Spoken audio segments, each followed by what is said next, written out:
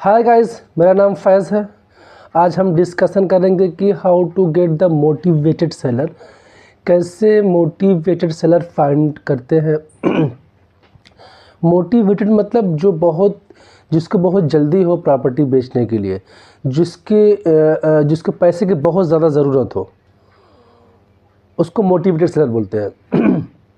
मैंने कुछ point note down किया है जो मैं और लोगों से मिला, सीखा, और जो मेरे फ्रेंड सर्कल है उससे मैंने पता किया जो मोटिवेटेड सेलर कैसे होते हैं, कैसे इनको पाते हैं, इनका साइन क्या है। तो नंबर 1 होता है कि आपको जो प्रॉपर्टी मिलती है ना मैजिक ब्रिक पे, 99 एकड़ पे, जो भी सोशल मीडिया के थ्रू मिलती है, उसका देखने का एक्सपायर डेट 3 महीना 4 महीना हो गया है ना, और वो ओल्ड प्रॉपर्टी है, तो ओल्ड मतलब रीसेल प्रॉपर्टी है, तो समझ लो कि वो एक्सपायर्ड है। एक्सपायर्ड मतलब कि सेलर जो है वो टायर्ड हो गया बेचने के लिए, अब वो कम भाव में बेच देगा। ये एक पॉइंट है। नंबर 2,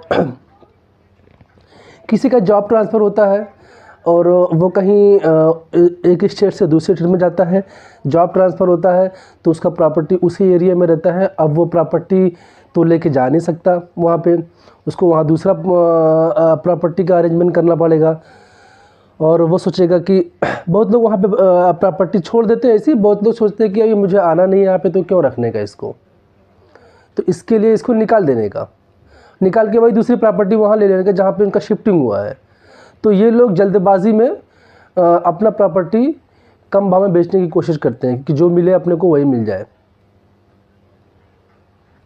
डिवोर्स प्रॉपर्टी, किसी का फैमिली में डिवोर्स हो गया है, वो लोग अलग रहना चाहते हैं, अलग रह रहे हैं, तो डिवोर्स हो गया है, तो आपको वो भी मालूम पड़ेगा कि डिवोर्स प्रॉपर्टी है, इनको जल्दी से जल्दी ख़त्म करने का सब प्रॉब्लम बांट के, तो ये भी मोटिवेटेड सेलर होते हैं।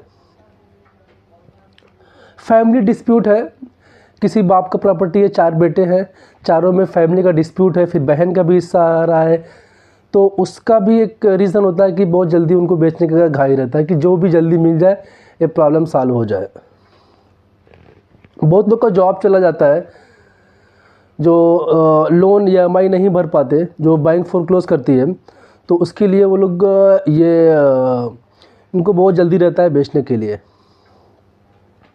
बिजनेस भी लूज़ हो गए, बिजनेस भी चला गया उनका, बिजनेस लॉस हो गया, बिजनेस ठप हो गया, कुछ घाटा हो गया उनका, इसके लिए वो बेचने के लिए जल्दबाजी में रहते हैं।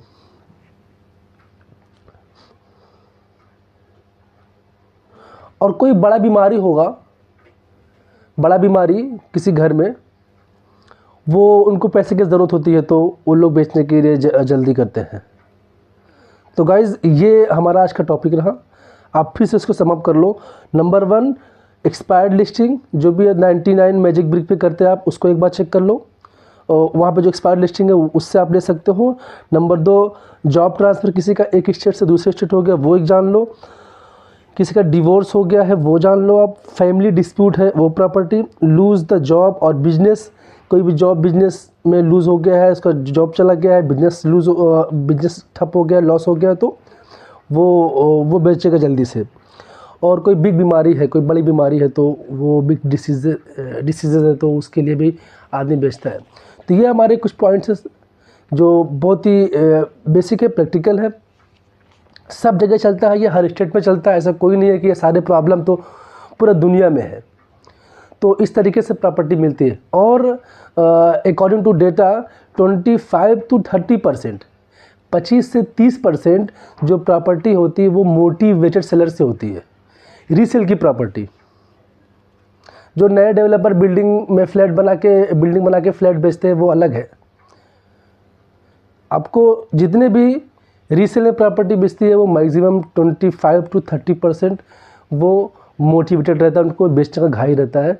तो मैं आपको ये प्रीफर करूँगा कि आप रीसेल में जाएं। रीसेल के लिए मैं अगला वीडियो बनाऊंगा, रीसेल क्यों लेना ज़रूरी है।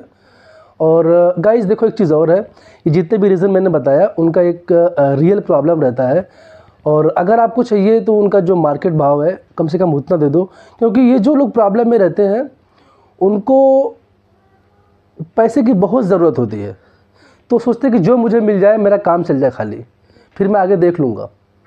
तो मेरा ये एक सलाह है कि अगर आपको लगता है कि प्रॉपर्टी की वैल्यू है, तो अगर वो कम भाव में भी दे रहा है तब पर भी आपको उसको वही भाव देना है। उसका अज्र आपको, उसका जो ये है, आपको अज्र बोलते हैं उसको, बाद में ऊपर वाला आपको देगा।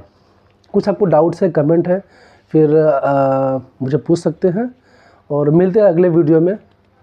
तब तक के लिए बाय बाय।